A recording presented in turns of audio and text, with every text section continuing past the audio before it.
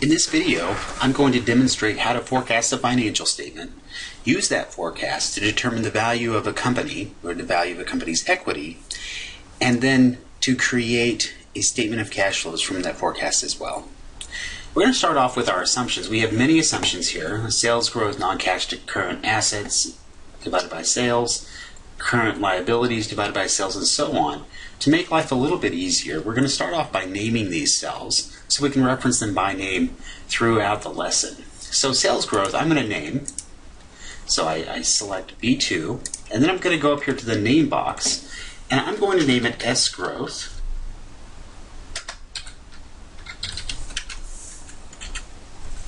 Then non-cash current assets to sales, I'm going to name NCAS to non-cash current assets to sales. Current liabilities to sales as CLS. Next, net fixed assets to sales as NFAS. The cost of goods sold divided by sales, I'm going to use the standard COGS, cost of goods sold. SG&A to sales, or selling general and administrative expenses to sales, is SGAS. Depreciation rate, I'm going to name this DEPRATE, DEP rate. Now note that you don't have to name these the same name that I'm using. You just have to make sure you're not referencing a different cell. So let me give you an example here. I don't want to put in N5, because that doesn't actually name the cell. It takes me to N5.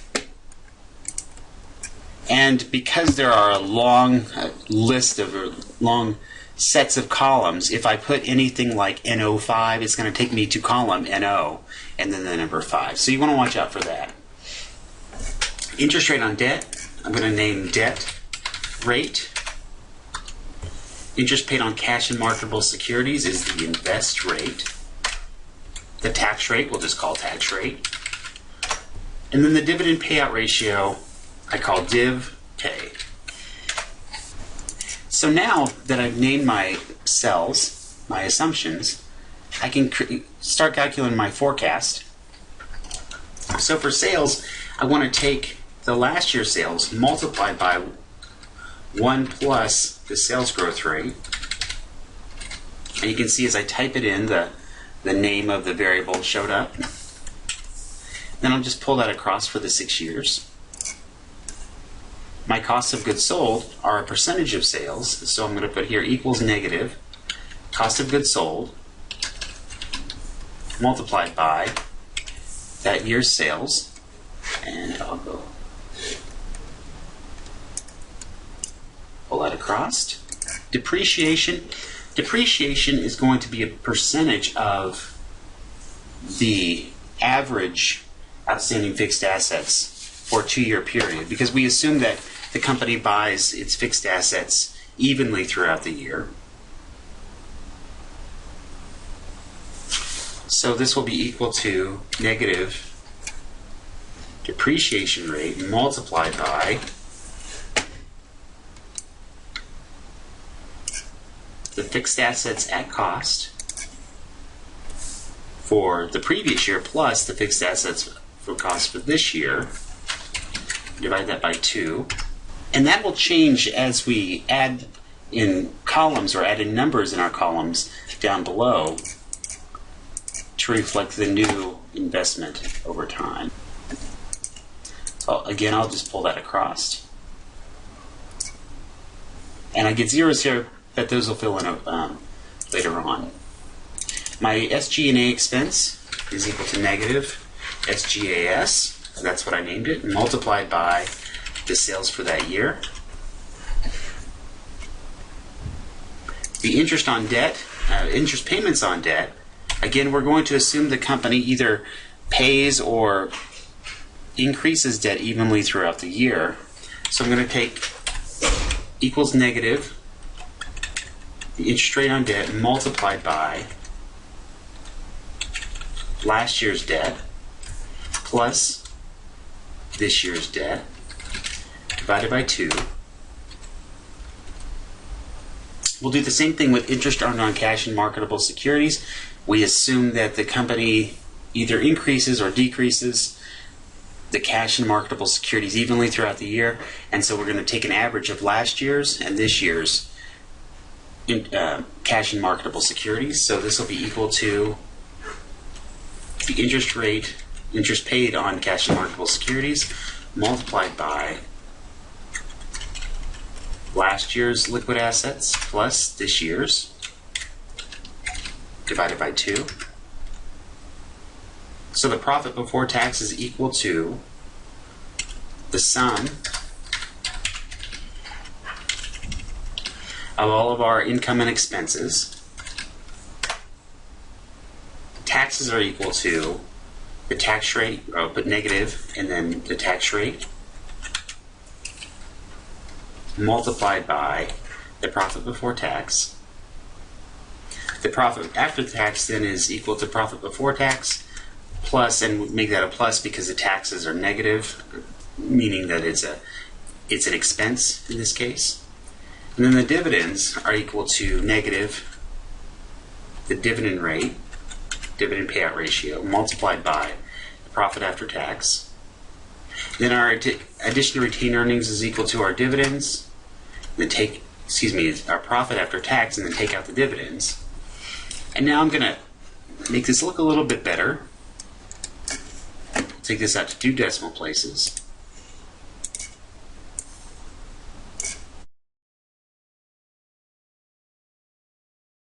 Move down to the balance sheet now, and you'll see this change as we go through the balance sheet and add in more information. We're going to leave the cash and marketable securities blank. We don't have an amount for that in our assumptions. We're going to use that as our plug figure. So just a brief side note. To make the balance sheet balance,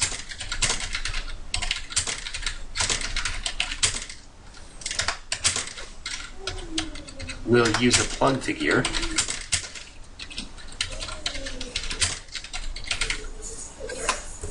And there's 3 common methods to plug the balance sheet to make it balance. One is to use cash and marketable securities. And so we'll see these go up and down as needed to make the balance sheet balance. The second is to take on a policy of either increasing or decreasing our interest-bearing debt in order to make the balance sheet balance. So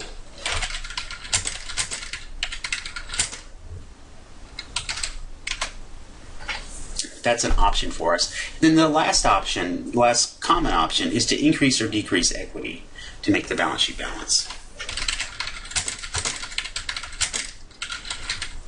And what this would look like is if the firm needed more funds in order to pay for its assets, they would sell more stock. Or maybe change their dividend payout ratio. If they needed less funding for their assets, in other words, they have more than enough funding, then the firm could repurchase stock.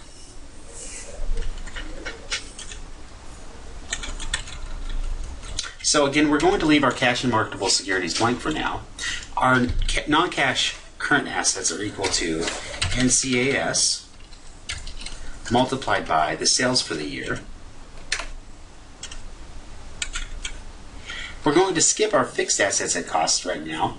Instead, we're going to focus on our net fixed assets as a percentage of sales. That's going to be equal to NFAS multiplied by the amount of sales that we have. Our accumulated depreciation then is equal to this year's depreciation expense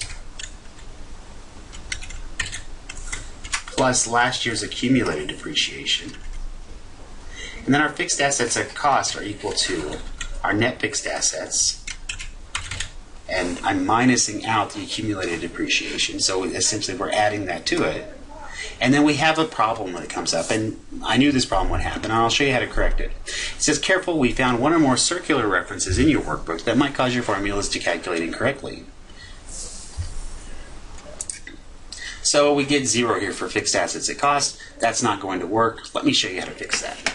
So we'll go to File, and go to Options, and we'll go to Formulas.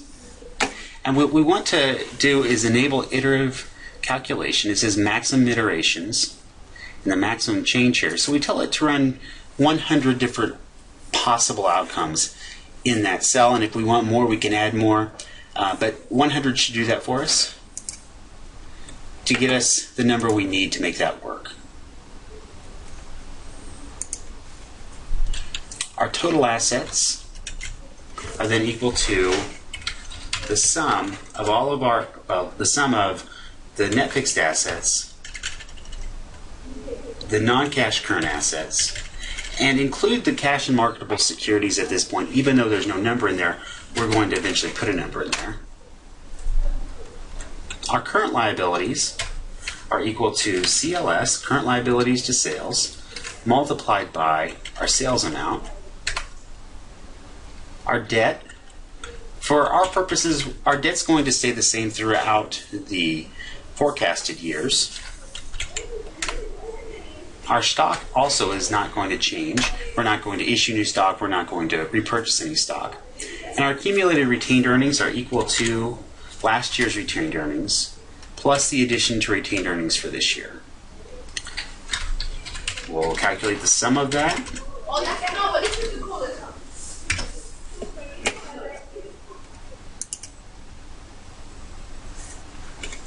So I'm going to add a row in here temporarily that says total assets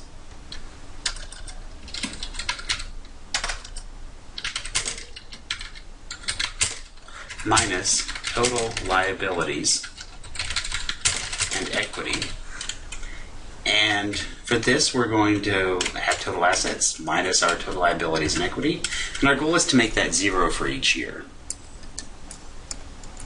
Pull that across, and then I'll go ahead and pull these across as well.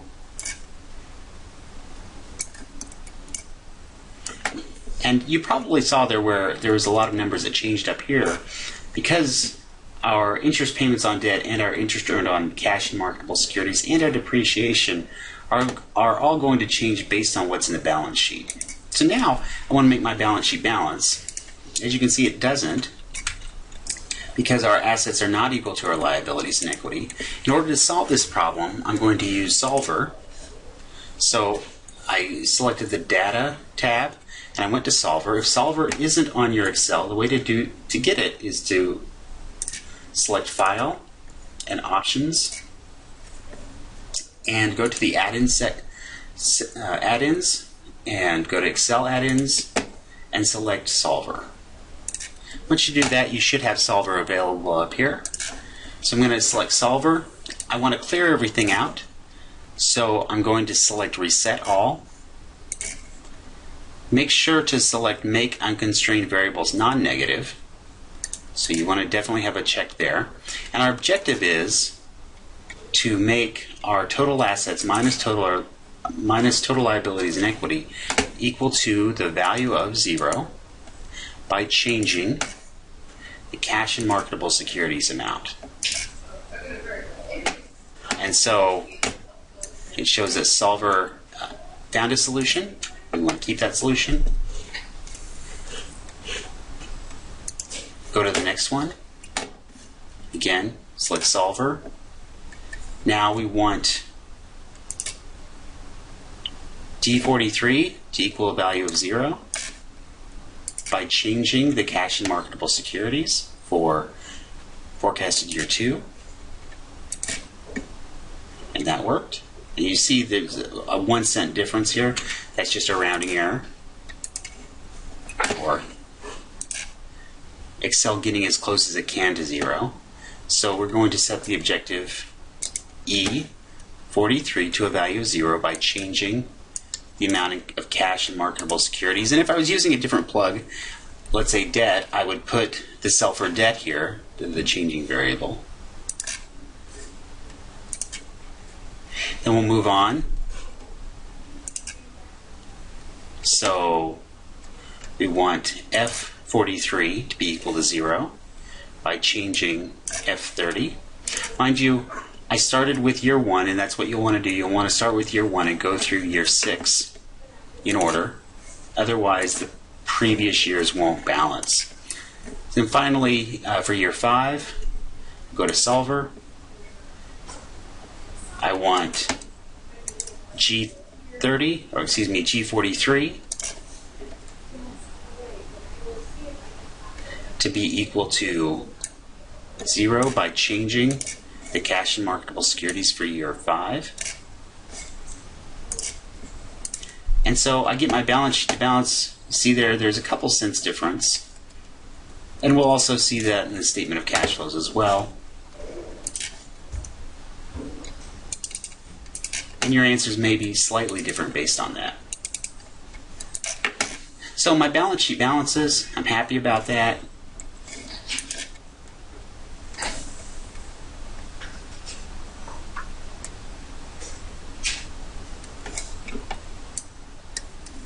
So I will get rid of that extra row there. And now we're going to calculate the free cash flow for the firm. There's several different ways to calculate free cash flow. There's 2 general ways. Free cash flow to the firm, which means free cash flow is available to all the firm's investors. That would be bondholders and stockholders. And then there's free cash flow to equity holders, which is just the cash flows available after we make any debt payments or interest payments that are available to the equity holders of the firm. But we're going to use the free cash flow to the firm method because it's more commonly used. There are several ways to calculate free cash flows to the firm. The method I'm going to use starts off with profit after tax, adding back our non-cash expenses. In this case, we only have depreciation as a non-cash expense, and then making changes based on investments in working capital and fixed capital investments, what we spend on our equipment and buildings and such.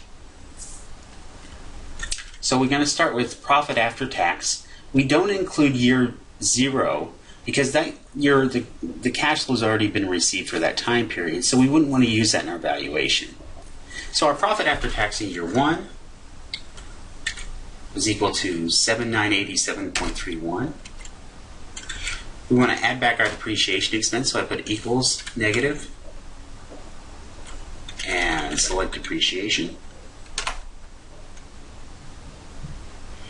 Subtract our investment in net working capital, and that's going to come in 2 places: our increase in current assets and our increase in current liabilities. I'm not going to include cash and marketable securities in this case.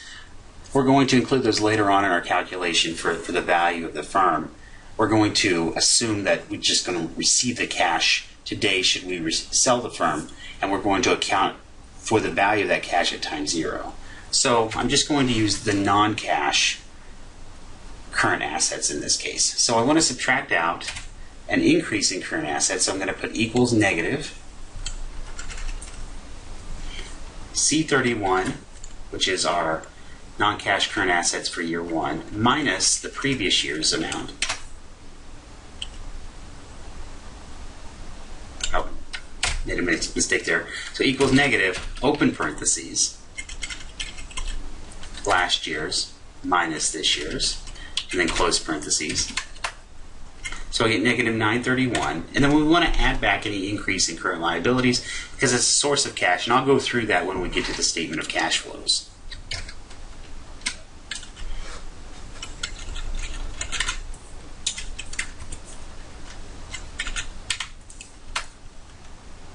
So now we want to subtract out our capital expenditures, and the capital expenditures will be the fixed assets at cost.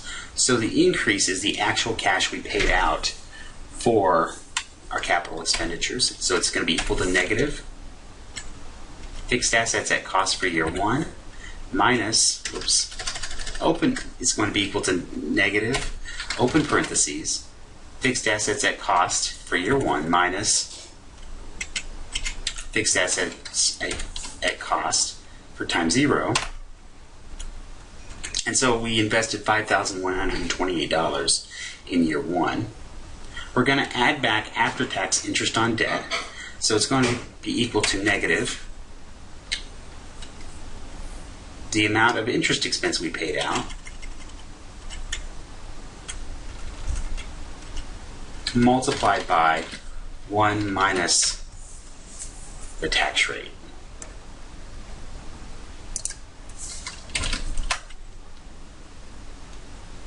And then we're going to subtract out after-tax interest on cash and marketable securities.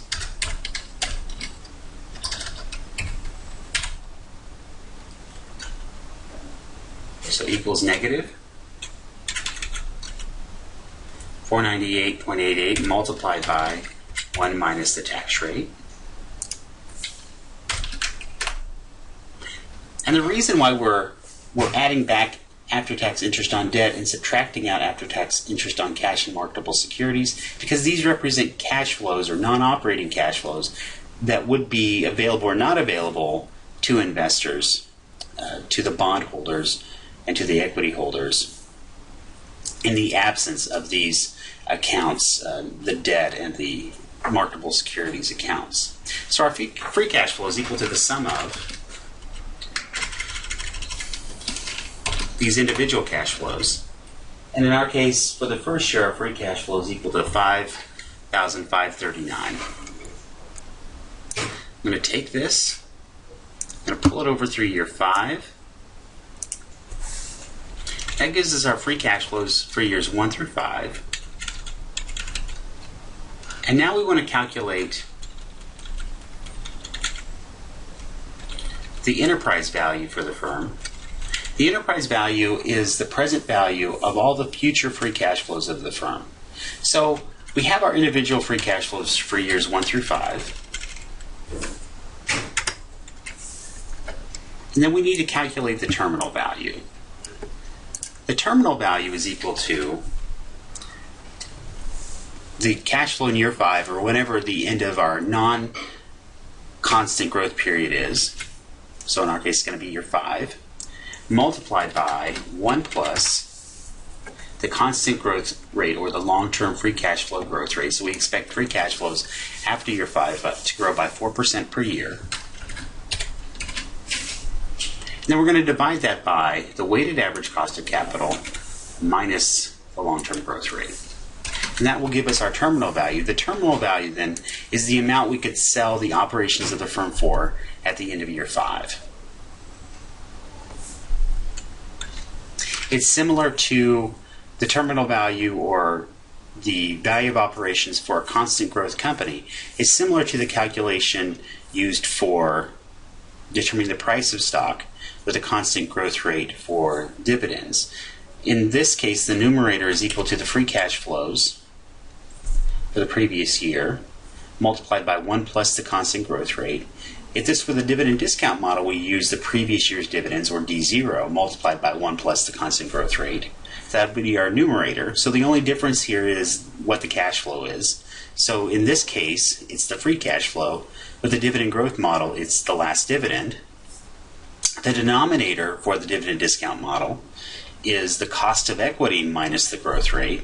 And the denominator in this model is the weighted average cost of capital minus the growth rate. So the discount rate is the appropriate discount rate for the investor that we're looking at. So the dividend model, our investor is the equity holder. In this case, our investor is the equity holders and the bond holders. So that's why we use the weighted average cost of capital.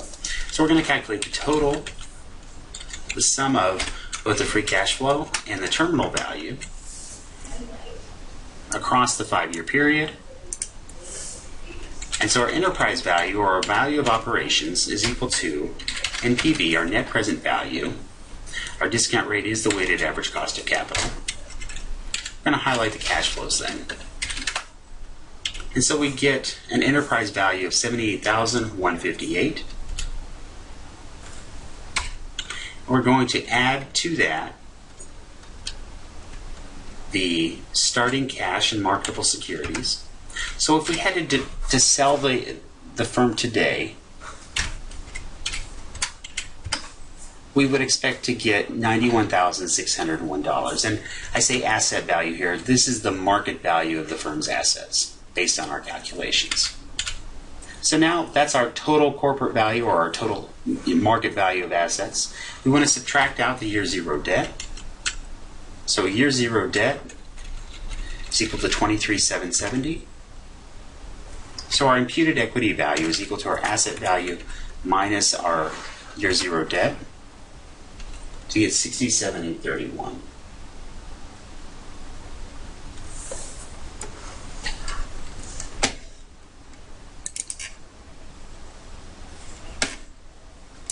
So the next thing I want to do is just a brief sensitivity analysis to show the effect on the sales growth rate on the value of equity, or the imputed equity value of equity for the firm.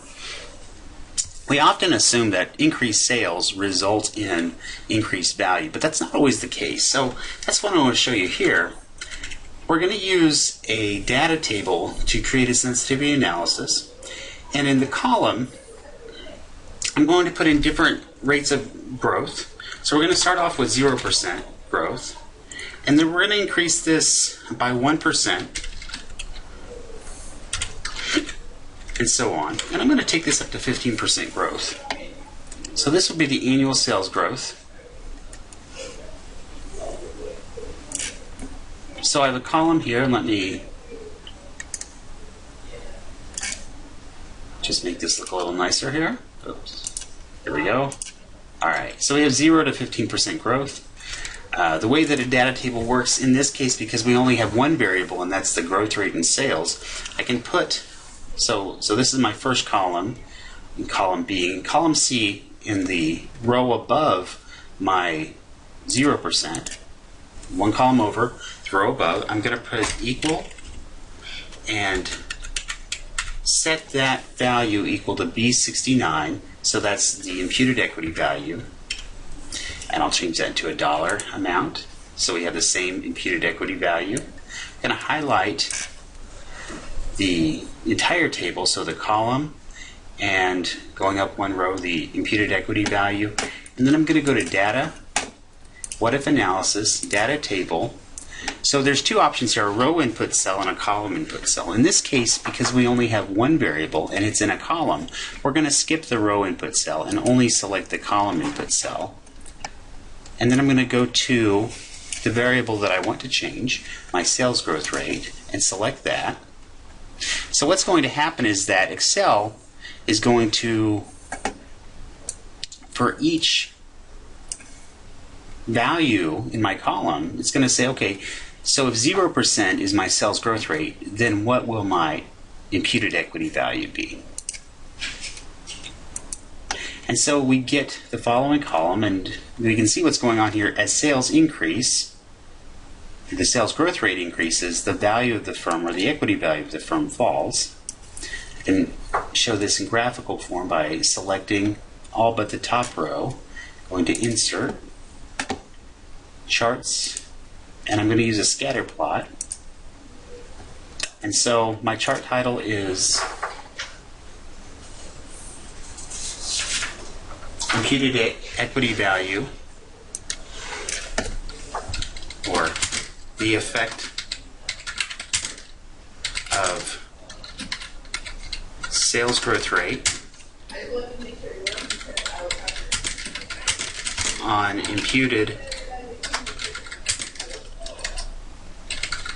equity value. And we can see here in the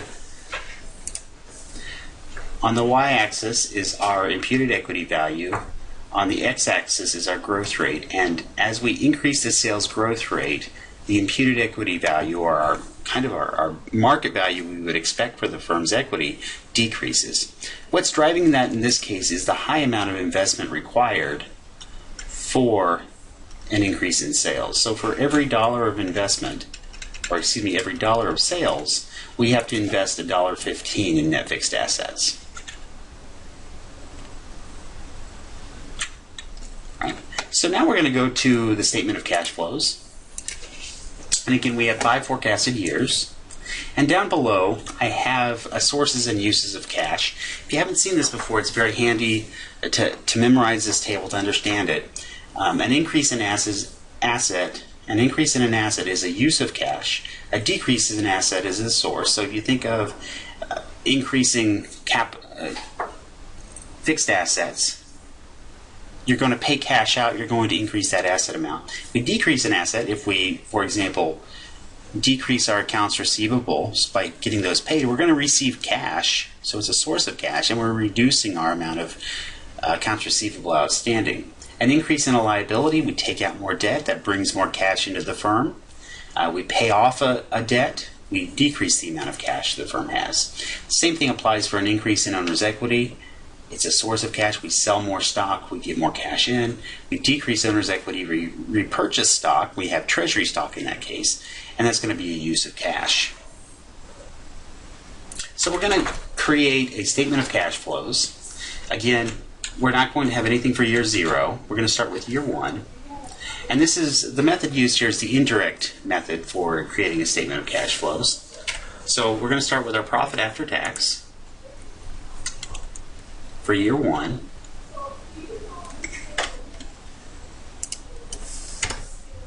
Then we're going to add back depreciation expense. So I put an equal negative.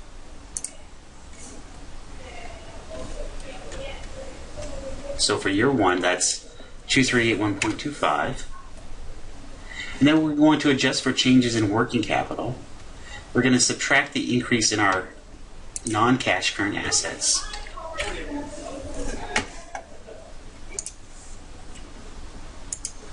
So we're going to subtract our increase in our current assets, and again, this is going to be our non-cash current assets. So this is equal to negative, open parentheses.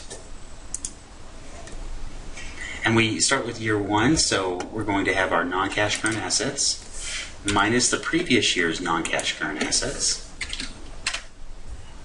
So we get negative 931.26, so we invested that amount during the year in current assets. We're going to add back our increase in current liabilities because that is a source of cash.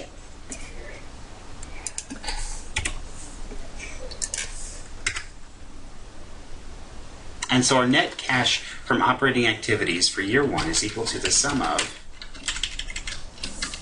the individual items, where it's $10,228.83. So our acquisition of fixed assets, this is going to be the change in our fixed assets at cost, so it's equal to negative, open parentheses, 68,709.66 minus the previous year's fixed assets at cost, close parentheses. So we get 5,127.51 negative. We don't have any purchases of investment securities. Those would be long-term investments. We didn't sell any during the projected year, so we won't include those.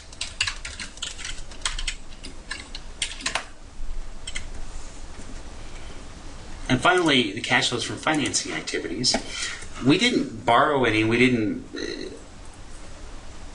issue any stock, but we'll go ahead and put the calculations in here for you. So equals proceeds from borrowing activities, so this will be our change in debt, equals year 1 debt minus year 0 debt. Proceeds from stock issues and repurchases equals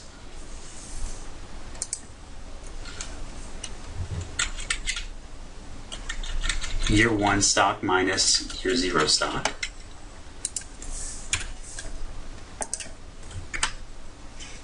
And then dividends paid, this is going to be a negative number because it's a cash outflow. In year 1, we paid out $3,993.66 in dividends.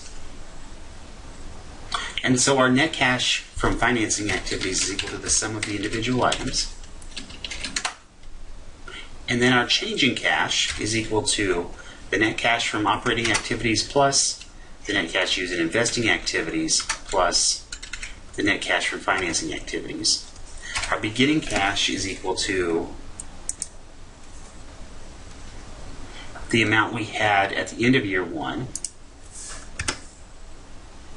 and our ending cash is equal to the change in cash plus the beginning cash.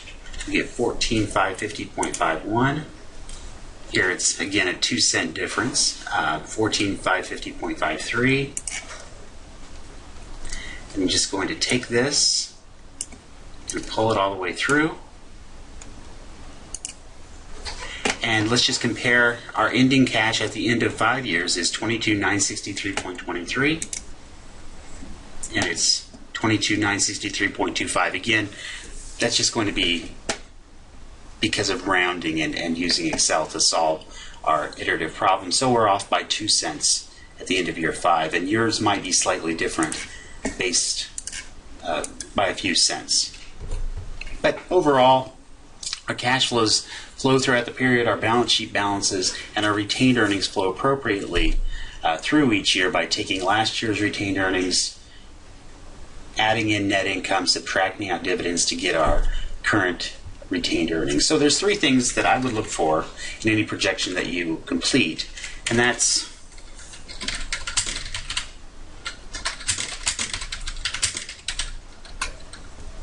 first thing is, does your balance sheet balance?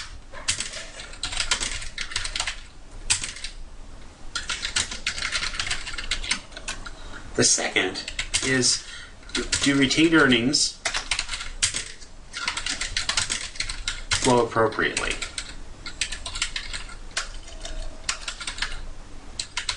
In other words, can I look at your retained earnings, your net income, and your dividends and see that your retained earnings on the balance sheet are increasing by the amount they should every year? And then finally, does the ending cash from the statement of cash flows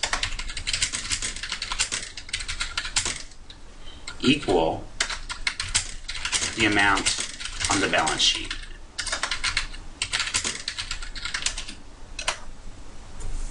Okay, and so that's it for this lesson. Please let me know if you have any questions.